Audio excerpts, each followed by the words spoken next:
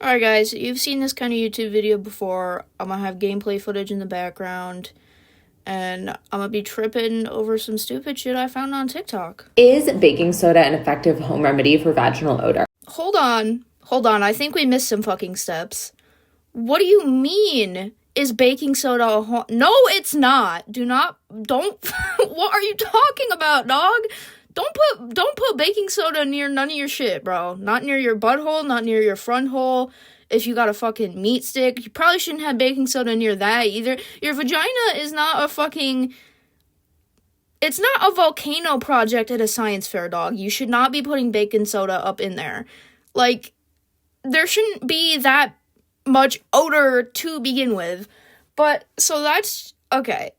We're gonna get into it. This account is all about vaginas and vaginal health, and 80% of the shit is essentially marketing for these products that you don't need, and I believe it's predatory because it talks about, like, chronic...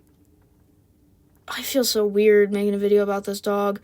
It talks about, like, if you have chronic vagina issues and nothing else is working, these products will fix your vagina issues.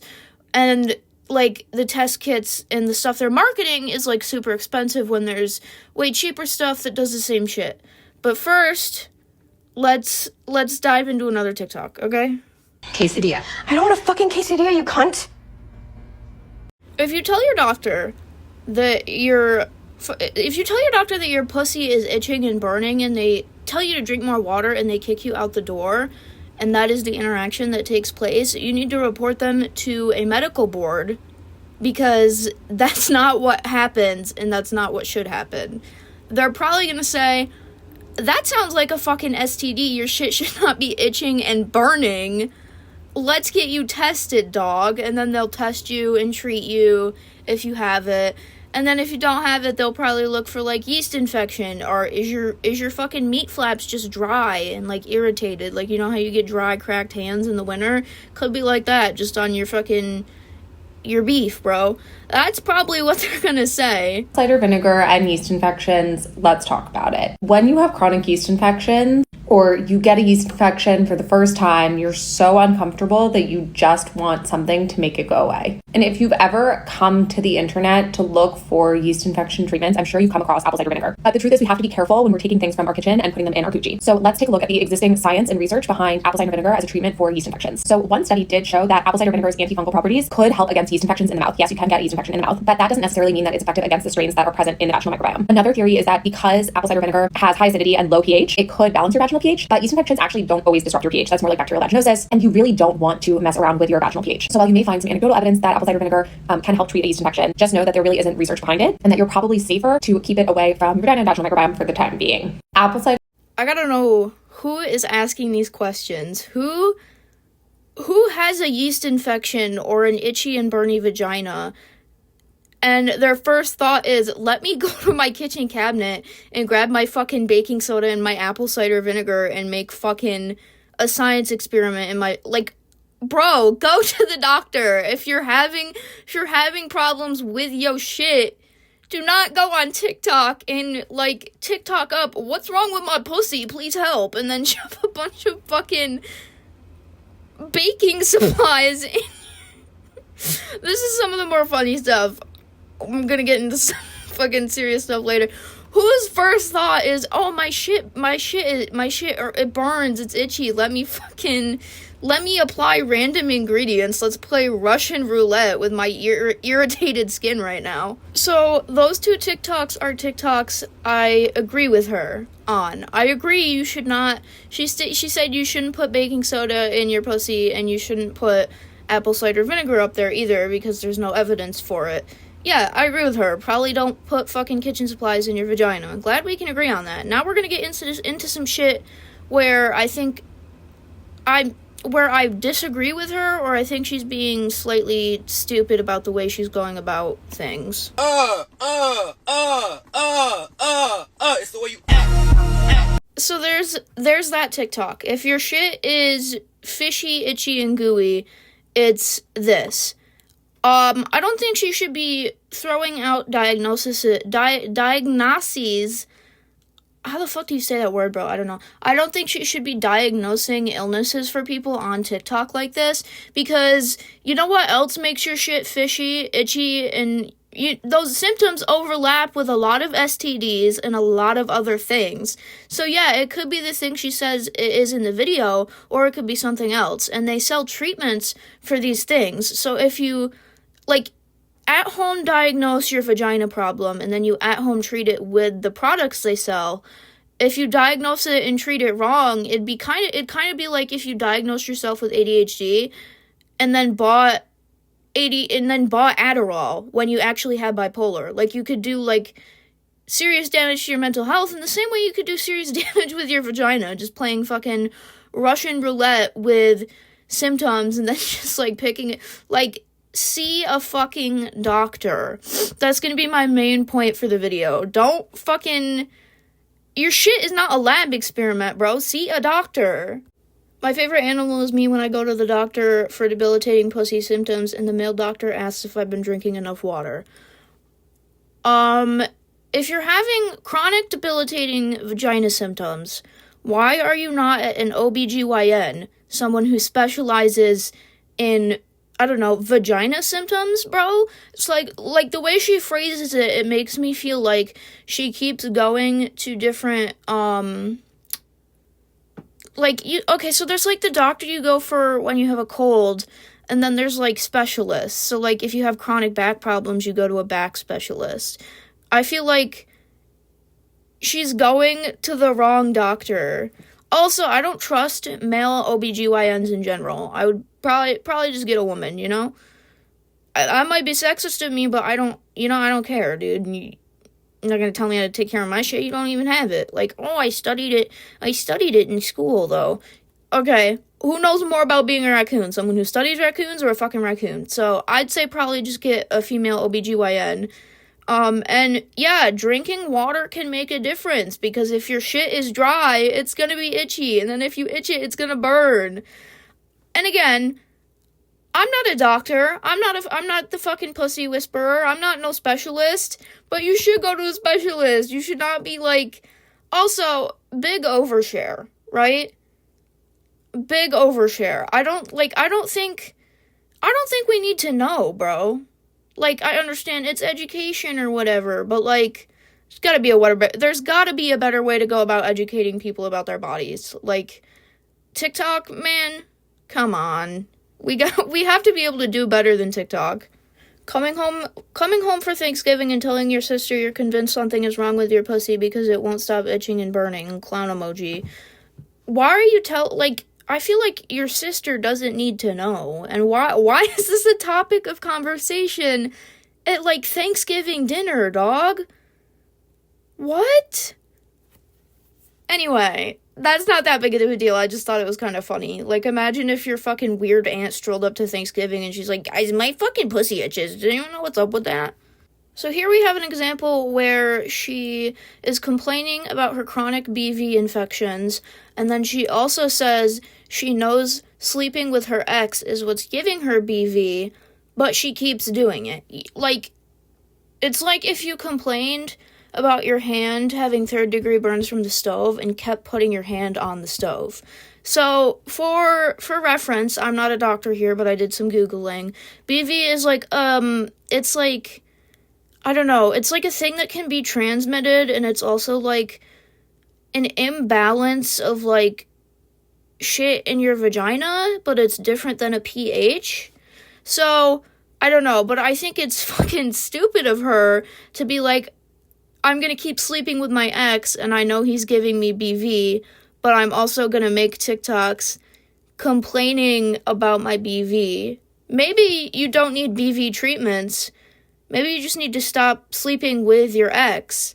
Or maybe you could get your ex to get a BV treatment before, because men can carry BV in their wieners and then they can give it to women. Maybe have him take a treatment before you start fucking, start going at it, bro.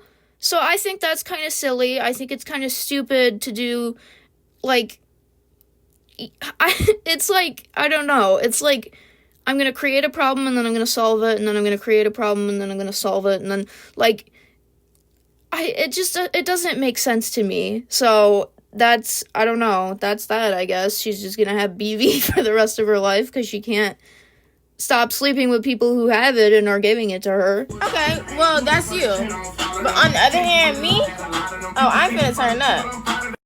I am Drew. I am Danny.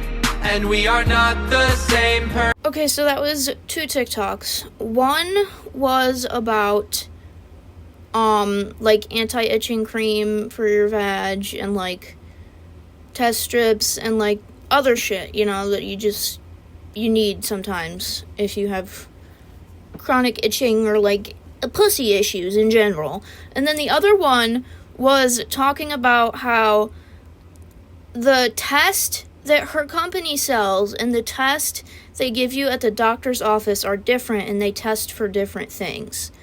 So the test she sells can test for STDs, pH levels, the AV or whatever she had that her ex was giving her. You can test for all that with the test her company sells.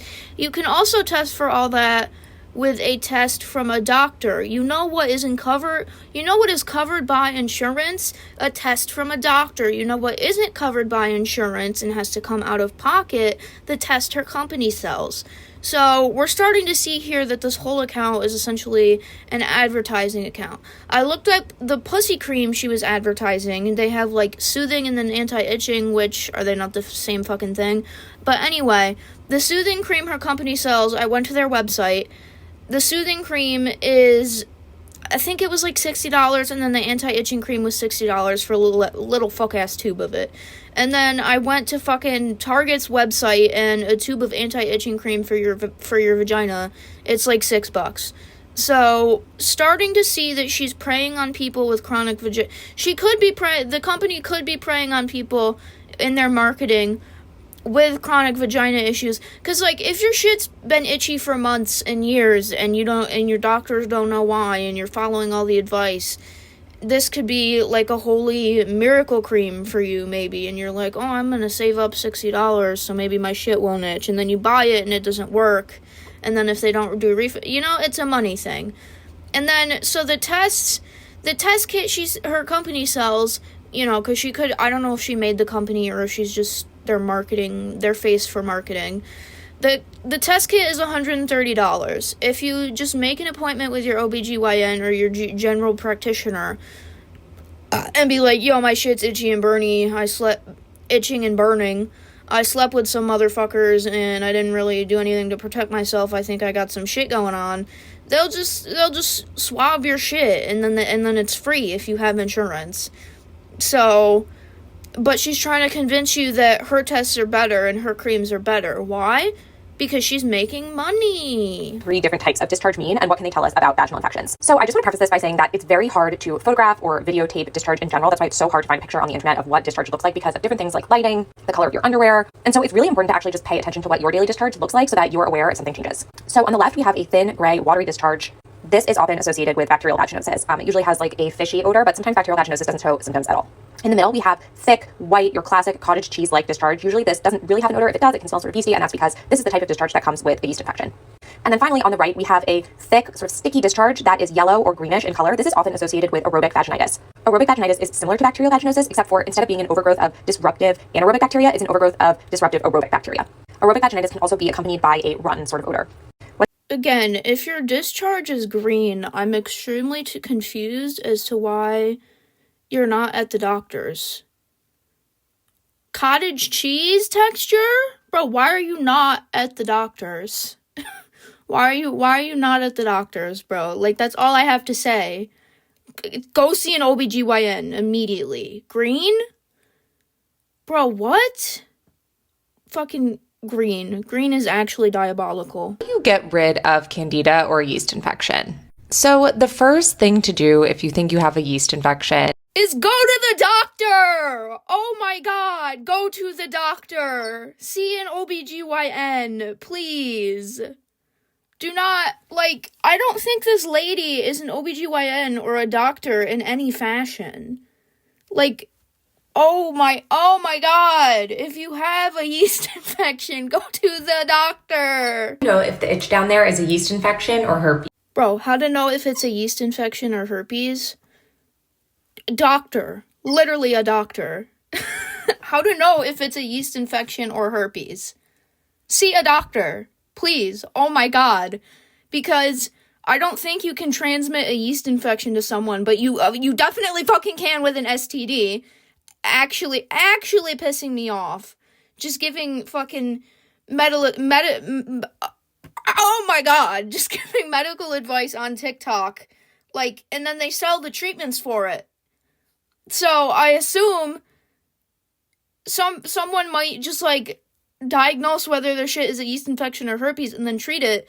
And then what if they treat it wrong and give someone herpes, dog? Like, oh, it hurts. It hurts my brain. See, how to know if your chest pain is an anxiety attack or you're dying of a heart attack? I don't know. Go to the ER, bro. Like,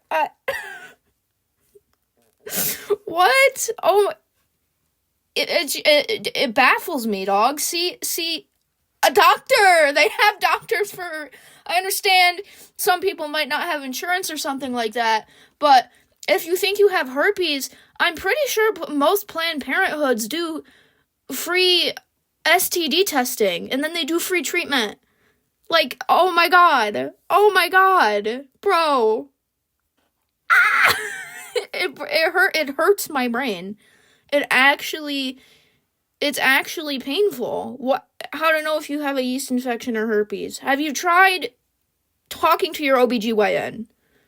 Like, oh my god.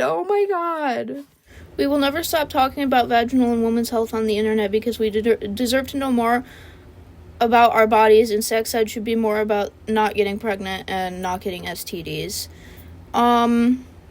Yeah, that's fine. Sex ed is important, but I don't think the way you're doing it is, like, you know?